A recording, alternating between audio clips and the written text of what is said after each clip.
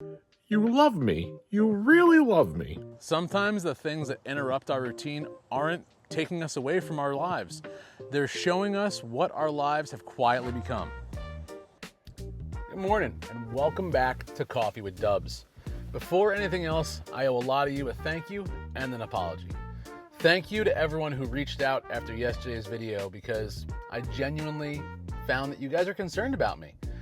And I'm sorry for scaring as many of you as I did, apparently, because I realized that some of you absolutely had no idea that AFib is something I've already been living with for quite a while.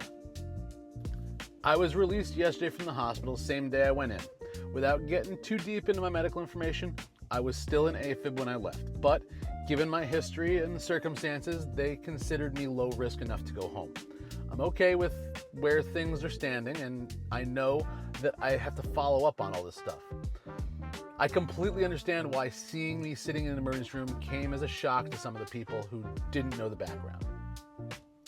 What stayed with me after I got home really wasn't the hospital, though. It was watching how quickly the people around me changed their plans when I needed them.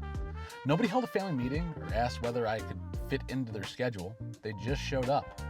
My son Keith woke up without hesitation. He came over to take me to the doctor and then ultimately to the hospital. He was even prepared to hang out the entire time and wait for however long it took. And eventually I had to tell him, go home, be with your fiance, do what you're supposed to do today. I'll call you when I know something. There's something pretty incredible about having to convince my adult son that it was okay to stop caring for dad for a minute. By the time I was released though, Keith had already made plans that he needed to handle, so Lexi stepped in. She had plans that were apparently embarking on a very serious mission of learning how to make salmon for the first time. She put her food away, hit pause on what she was doing, and came to get me before worrying about the rest of her day. And that really got me thinking. When your kids are little, you spend years dropping everything for them. Somebody gets sick, somebody gets hurt, somebody needs to get picked up somewhere, and whatever you thought you were doing suddenly becomes secondary. You don't keep score because that's simply what being a parent means. Then one day they're adults, and without really noticing what happened, the direction of care starts moving both ways. I'm still their dad, but yesterday I also got to be the guy whose kids said, "Don't worry about it, I've got you." There's a very particular kind of pride in realizing that the people you spent years trying to raise into decent human beings have become exactly the kind of people that you wanted them to show up as in the first place. And when I got home, my wife had some really good food waiting for me. There was white rice, this ridiculously good sweet potato, a whole spread of food that wasn't loaded with the kind of stuff I probably had no business eating after spending an afternoon in the ER.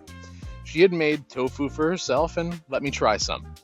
I'm not joining the tofu fan club anytime soon, but I have to give it credit where credit's due, because that stuff was actually pretty damn tasty. Then I did something truly revolutionary. I rested.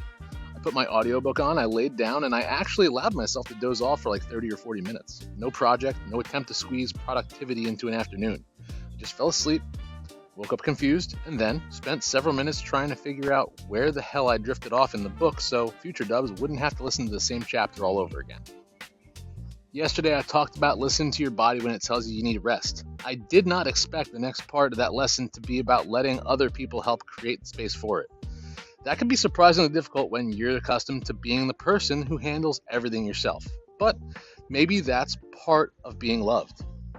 Sometimes love isn't someone saying exactly the right thing. It's your son grabbing the keys before you even have to ask. Your daughter putting her plans in the fridge and coming to get you. It's coming home and discovering somebody's already been thinking about what might make you feel better.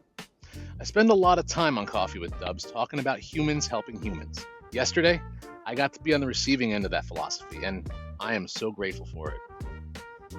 So again, thank you to everybody who checked in on me. I'm sorry I scared you, and I appreciate the hell out of the fact that you cared even enough to be scared in the first place.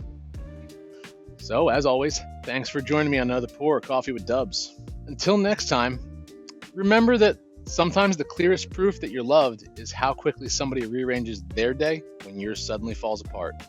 Now, I've got to show some gratitude to my wife and kids. I'm out of here. I'll see you tomorrow.